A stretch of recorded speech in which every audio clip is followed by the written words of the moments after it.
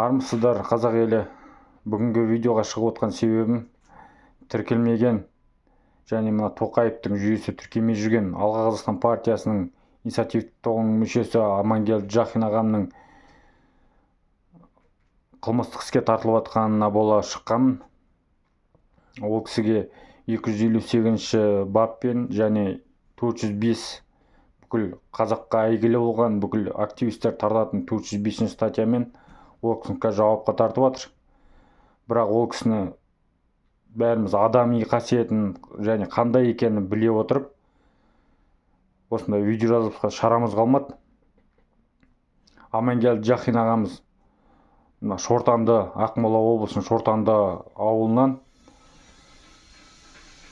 арамызда өте белсенді, аузынан шыққан әрбір сөз ақиқат. Ол ешқандай да қылмыс жасаған жоқ. Алға Қазақстан партиясын тіркеңдер, Тоқаевтан талап етем.